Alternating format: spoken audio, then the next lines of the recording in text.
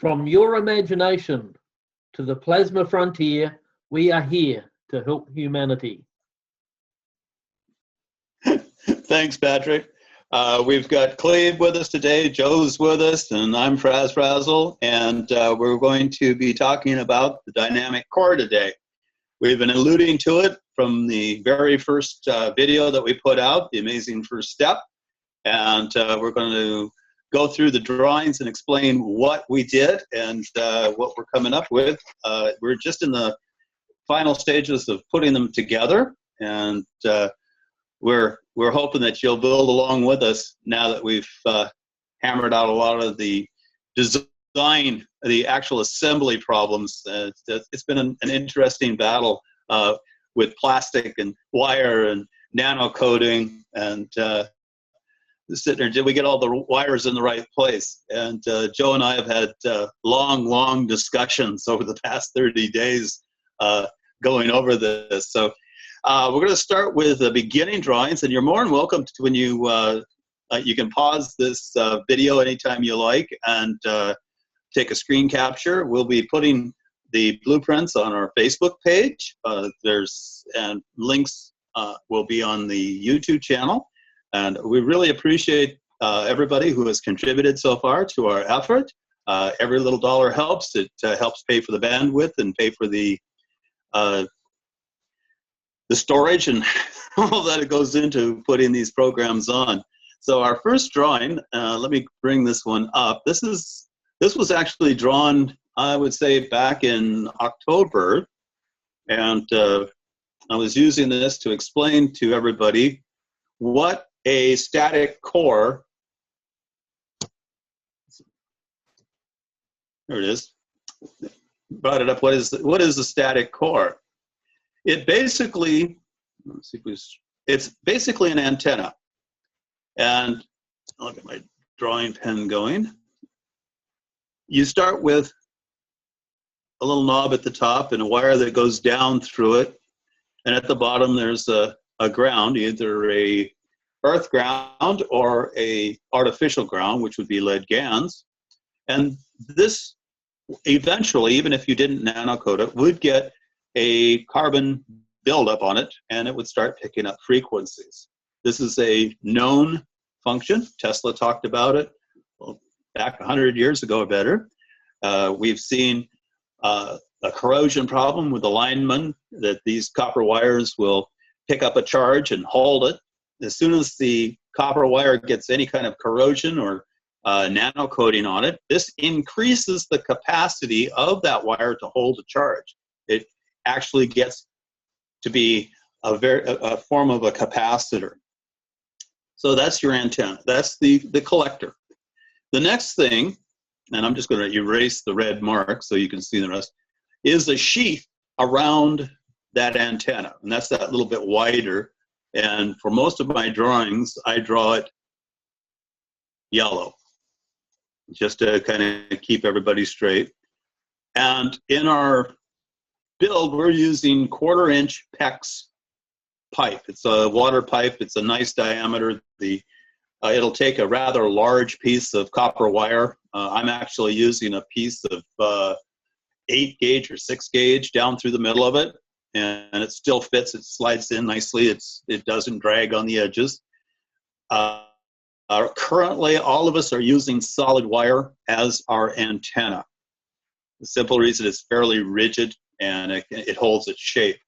We'll be talking later on, and we'll be doing some experiments on where we use multiple or strand for this antenna wire. At this point, we're using solid. And I'm using a fairly large. The rest of them are using smaller gauge, 14, 16 gauge. So we'll clear that. The next thing that we do on the static core is to put a coil around the outside edge. And I'll change color. And that's this wire you see coming in at the top, and it goes round and around and around and around and around and around and around. Comes off the bottom. Nothing new, nothing special. This is used in radio antennas. They will send a charge through the top, and it'll cause the signal to go out through the antenna as a transmitter. If they don't set a charge and they harvest the charge in that direction, let's say to the left into whatever unit it is, it becomes a receiver. The coil basically picks up the ions from the antenna. Okay, picks up a frequency, it picks up a pulse, it picks up a plasma. Pick your name. These are different words to describe the same thing. It's just a field that builds up around the wire that can be harvested by this pickup coil that I'm showing in red. The whole system then goes into what we call a secondary coil on the outside, and it comes back in. This secondary coil, it can be a bimetal, a trimetal, it basically works on what Tesla called a step-up transformer. You have a coil A, a primary, coil B, a secondary. And what you're doing is you're just kind of setting up a loop, let that catch up with, in the system. Static, nothing much going on here. That is the center of the dynamic core.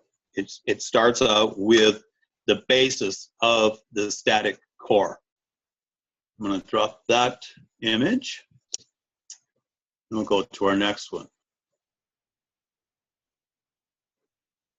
Take a minute to bring these up.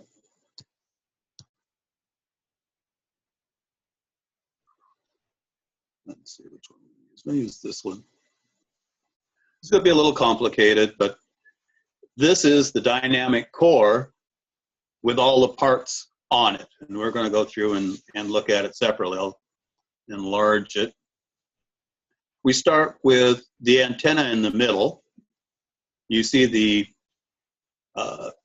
yellow PEX that runs down through the center, and it goes down to a ground.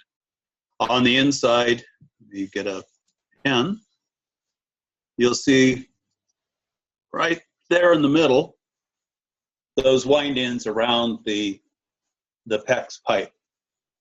We haven't changed anything, everything's the same. The wire comes out and it goes and connects to these wires that are wrapped around the center or the outside of the, and in the case of what we're using here is a piece of copper pipe. This is this in purple. Draw the purple. This piece right there on each side. Presently, what we're testing with is copper pipe that the static core drops into the middle. There's been some discussion whether or not it should be copper or if it should be PVC. We decided that we were going to nano coat the inside and the outside of the copper pipe. So it basically, the nano coating gives you that separation, it gives you that insulation between the wires and separation of the fields. One of the second tests that we're going to be doing is take the copper pipe out of there, and in my case I'm using 3/4 inch copper pipe, and I'll exchange it for 3/4 inch PVC pipe. Other than that, it's going to basically remain the same. You're just building up more and more capacitance around that static core, that center piece of PEX and antenna. The dynamic core has a steel wire wrap around the top of it on the outside of the copper pipe, and it's wound anti-clockwise. And the reason for it is we have a feeling that when the magnetical expands, it wants to follow an anti-clockwise path. When the gravitational collapses, it kind of wants to follow a clockwise path. So we'll get onto that a little bit later. You'll see some other notation top and bottom. That's for later on in the discussion. So the top is the iron wire or steel wire. And we, as a group, we've had a discussion which way we should go, whether it should be just a good old tie wire, what they use for wrapping rebar, and Joe and I are both using that in our system. We burnt the oil and grease that's on the tie wire off. It's kind of a smelly, nasty mess, but it's doable. And it's been nano coated, and we put it on there. It also helps if you heat the steel wire and take some of the temper out of it. It wraps around the copper a little better. It's not so springy. Cleve has been talking quite strongly about using stainless steel wire because it's more in the line of when you go into the implosion generators, they seem to have a more propensity for the stainless steel because it has more carbon in it. We kind of shied away from it, Joe and I did, for this first build because the stainless is a little bit harder to nano coat. I can do it with a torch, but it takes a little more care and a little more effort, but it can be done. It's 2 to 1, half a dozen the other. We thought we'd use the steel wire first and see how it goes. The reason for the steel wire at the top is because of when we go into Tesla's circuitry, when you're setting up fields, you're going past a ferrite core. Ferrite, meaning iron.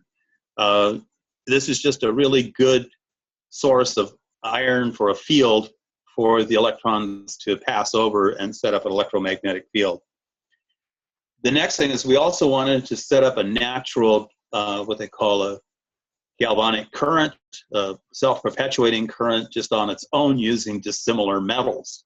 We see this in plumbing when the house is plumbed with iron pipe and they put a piece of copper on it.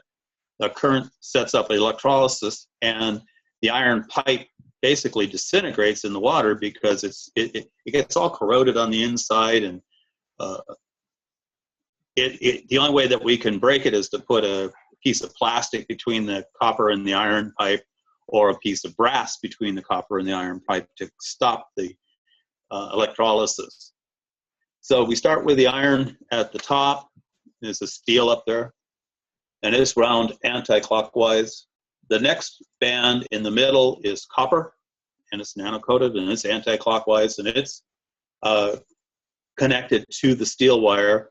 We put the catcher's mitt of the receiver of the turn, like the plug-and-play, Armin's plug-and-play.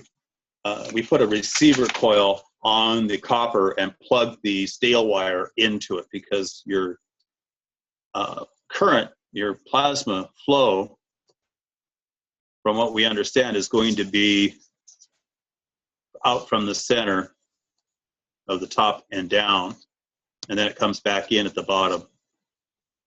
So inside these rings, where basically your current's going to be flowing that direction also, your plasma or your electrical current. The bottom one, just for grins and chuckles and really to see if we can really set up a electrolysis, a galvanic current, we put a piece of aluminum wire around the bottom of it. And there's a separation between these 3 bands. And there's a reason for the separation, and it has to do with acceleration of ions over coils with gaps. And so it's just one of those neat ways of bumping up your voltage just by putting a gap, a distance between them.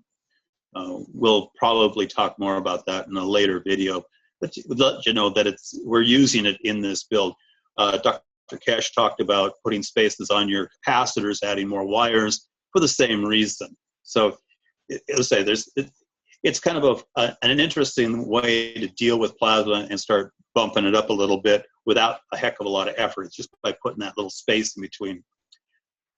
So the aluminum wire, which is wound anti-clockwise around it, that one has a catcher's mitt on it too, the receiver for the Armin connection.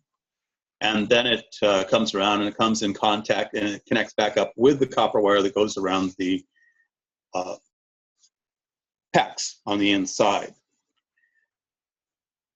To seal these units, we've added the Coca-Cola bottles or the soda pop bottle tops. A portion of the neck, oops,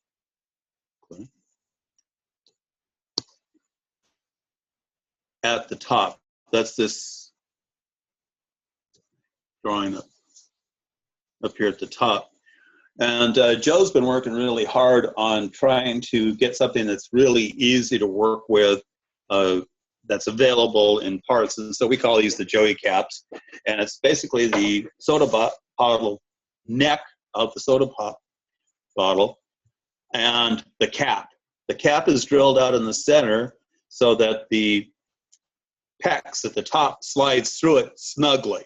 You want good, snug connections when you're drilling these holes. You'll have a smaller hole alongside the bigger hole that'll allow the copper wire to come out. Now, the thing that we found immediately was that you can't screw the cap on and have the wire sticking out. And that's the joy of the soda caps. They're actually designed to snap on into place. So you've got some play. You could epoxy the neck of the soda bottle to the copper pipe, and we're using 2-part epoxy, and let it dry thoroughly and get a good seal in it, and then run the static core, that piece of PEX with the antenna through it, and then snap the soda bottle cap down onto the neck, and it seals it. And that's basically top and we have 2 soda cap bottles, the tops of the soda bottles, one at the top and one at the bottom. The holes in the top and the bottom are drilled the same. They're large enough for the 1/4-inch PVC to slide through it, and that holds that center antenna in the center of the copper pipe. And then the little hole that allows the copper wire to come out the bottom and out the top, that holds that into place. Once you get everything in place, you are going to want to seal those holes with a 2-part epoxy. And we get into, let's see, I think I want to go to my next drawing. Stop share. I did a whole bunch of drawings that take into account all the different facets of it. I'm going to run fairly quickly through each one of these. Bring up the next drawing. So when you finish the dynamic core, or you can call it the spark plug of your generator or your flight engine. And it'll have a shape that looks something like this. You've got your antenna, you've got your PEX, you've got your little red cap off the top of the soda bottle, the neck of the soda bottle, then your first ring, which is iron, the second ring, which is copper, the third ring, which is aluminum, and it's connected back into and goes back up on the inside. And basically, that whole unit, even though it's got a primary and a secondary coil in it, becomes your primary coil when we go into the next section. And as I said, that unit right there, that dynamic core, is your spark plug for your systems. Okay, let me run back one more time to the other image.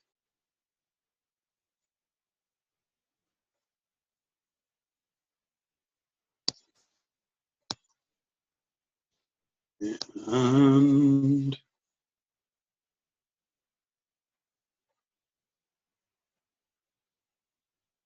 that's everything inside that dynamic core. If you looked at one of the videos of about a year and a half ago, it was shortly after Alex showed his beads and how they worked in the car units, etc. Mr. Kesh put out the soda can challenge. He had a motorcycle, actually 2 of them, that were electric motorcycles. There was enough space that basically a soda bottle, a soda can of about 16 milliliters would drop into it. This particular static core can be built so that its outside diameter is about an inch, inch and a quarter in size. So it easily drops into that soda can space. You may have to run the antenna up and above the motorcycle, maybe 3-4 feet or a meter, but that's basically what you've got. This basically fills the capacitors that will be filling up the remaining space, or the pickup wires in the soda can that surrounds this. It's still, everything will fit inside that soda can. It's that small and should be that powerful.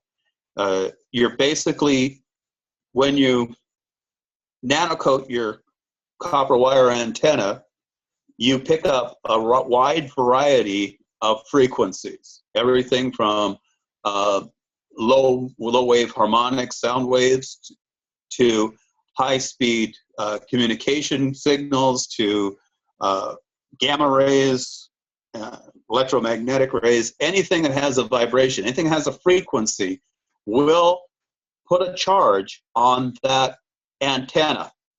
And if you're talking gamma ray hits like from a distant galaxy, you're looking at something that has a frequency that's 1,000 times per second. If you don't have something to store that energy with or slow it down, it just comes in and it's gone. It doesn't stick around. We're going to show next how to bump up or store some of that energy or harvest that energy. But this is your dynamic core. The inside, we talk about ganses. That's what I was coming back to this one for. We need to, in addition to the dissimilar metals that set up the galvanic current, or the current that goes through this and tumbles naturally through the dissimilar metals, we also want to set up the ganses so that one gans feeds the other. We took a look at all the different ganses and we decided that we wanted one that was quite alkali next to the antenna. Simply, it's going to help with the nanocoating. It's going to be the center core. It doesn't take a lot.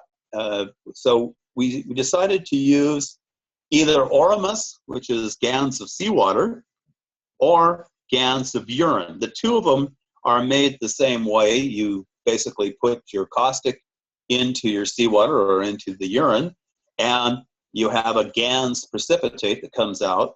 And we're going to be using, as we take a look at our nomenclature, the N portion, or the nanostate of what settles out, that the heavies out of the gans of urine or gans of seawater. The reason I say gans of urine is humans are basically walking oceans. They're a bag filled with saline or seawater, about the same salinity as seawater.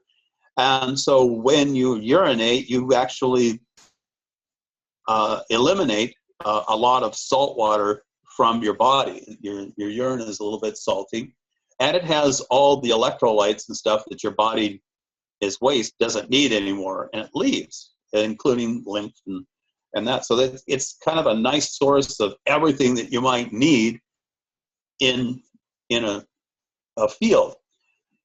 So the gans of urine is put on the inside of the PEX, and we've previously glued just the bottom of the PEX with a two-part epoxy, sealed the bottom of the PEX against the antenna down. Let's see if I can draw that real quick. We just put a little bit of epoxy at the bottom so that it forms a plug. Fill the center of the PEX with the gans of urine or the gans of seawater that's been washed so that it's got the salt out of it. And what we've decided was we're actually going to kick it up a little bit, and we put the tiniest bit of aluminum foil in next to it, and the smallest grain of whatever caustic that you've got. I mean, just the smallest amount. You just trace them out. And that goes in, and then we seal off the top with 2-part epoxy. So it's sealed in there. We've been looking at other people who have been making capacitors, and there's one out there that actually uses urine that's been compressed and been reduced to almost a crystalline form in the absence of oxygen. They actually put in briquettes and stuff around it as they're heating it, and it actually forms a capacitance. It becomes a capacitor. So we're setting up a rudimentary capacitor right up next to the antenna to harvest those electrons. The bottom is going to have your GaNs of lead in there around it. It could be an earth ground. If you're using a artificial ground of lead GaNs, this will give you not quite as much potential for a lightning strike as if you're using an earth ground. And on the preliminary tests that we're going to be doing with this system, we'll be using an artificial ground. We'll be using GaNs of lead. We'll have some updates. We've got a few things on the books that we're looking at to actually make that system even better and really easy. There's some hybrid grounding systems that have come out of the ham radio operators, and we think those guys are pretty slick with how they're handling wild electricity that comes in out of the atmosphere. So hats off to the ham radio folks. We really appreciate the work you've done in your industry. So anyway, that's the center is filled with GaNs of urine or Oramus GaNs of ocean water. Either one will work. I'm strongly recommending because it's more abundant, the GaNs of urine, that everybody give that a try first. The next layer of GaNs is going to be inside the copper pipe, and let me highlight that area. So we've got the copper pipe. It goes all the way around. Oops. And we were taking a look at Tesla's work with his circuitry, and once again we find that when you're dealing with plasma or with circuits like this, that they throw in a piece of ferrite, and it can be something simple as a series of iron steel plates coupled together, one on top of each other, and those form your electric motors, brushless motors. Or you can have the coils wrapped around a ceramic ferrite core, which is basically a ceramic material along with their ferrous, which is iron, mixed in with it, and then heated up or glued together as a solid. And these become an actuator rod in those circuits where the rod, the ferrite core, actually moves back and forth, turns switches and things. It does a certain amount of work. Cool stuff. We started taking a look at the GaNs, and we found that the CH3 GaNs, this one is Mr. Kesh talks about as your inner sun, is very much a ferrite composite. And in fact, it is in such small particles, it's in a nanoparticle size, you've got this tremendous amount of surface area to volume when you compare the CH3 heavies, the N part, the nano layer, the dark stuff at the bottom. When you compare that to, let's say, iron plates, there's no comparison to how much surface to volume ratio there is. I mean, there's millions of times more surface area with the nano-sized material per volume than with steel plates that make up your brushless motors. So it's like, wow, let's put this generator, static core, dynamic core on steroids. Let's really bump it up. And so by using GaNs we have separated the magnetical portion of it, the light brown GaNs. We've actually washed that off in our rinses, and saved only the heavies, the nano heavy, the blacker stuff, the purpley black stuff off the bottom, depending on how you made your CH3, which color it is. But you want the dark stuff that settles out at the bottom, and you want the heaviest of the heavy. And if you run a magnet on it, and I've showed in earlier videos, that the CH3 in the nano stuff, the stuff at the bottom, will actually follow the magnet. And it's almost like the creature of the Black Lagoon crawling out of up the side of your GANS bottle that you've got it stored in. Please take a try. Use a refrigerator magnet or a neodymium magnet and play with your CH3, and you'll see what we're talking about. Ideally, we would like that to be a paste inside the copper pipe. And we're looking at maybe later on, we're just going to use straight CH3. Later on, we may be looking at either an epoxy or something that hardens up. Who knows? It might be something just as simple as plaster of Paris. I have no idea. We may have to look at maybe having something where you can actually bake it in the oven and then slide the PEX into it later on. These are all ideas that have been tossed around, and we're just saying, let's give this a try and see what comes out first. This is the step one. This is the first stage that we need to start testing with, and then we can take a look at some of the other variables. But these area between the PEX and the copper pipe is going to be your CH3. The nice thing about it is these plastic caps, these joey caps at the top, you can leave the red cap off, just set up a little bit on the 1/4 inch PEX and fill the inside right in the top with fairly large. You can almost use a turkey baster to fill it because there's so much space in there to work with. It's really quite convenient. Fill up all the way up, get the air bubbles out of it, and then snap that red joy cap right down on top of the lid, and then epoxy it into place. And two-part epoxy, it doesn't take a heck of a lot. I use the popsicle stick to slather it around and get it all into the crevices and things. It takes just a few moments and it sets up and you're ready to rock and roll. That is the dynamic core. That's it right there. That's the spark plug for the system. I'll stop sharing. Okay, I'm going to bring up the panel. The question is shall we stop the video at this point and call it good for the dynamic core and start the second video, or do we want to go right into the next part of it, which is the either the flight system or the generator system? What do you think, guys? I think you should kill it and use this one. Okay. Yeah, I agree. Any questions on the static core before we kill it? The dynamic core. Just the frequency of the aerial, you said like thousands of hertz. Well, it'd actually be everything. It would be up in the gigahertz range, wouldn't it? Yeah. I was being a little bit modest. Sly. Yes.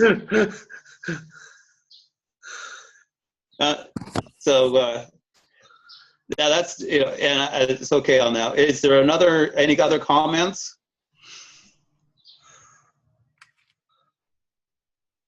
No, I think you did a good job. We're going to okay, we'll stop the video and we'll begin this next video right afterwards. So those that are watching this is the static core.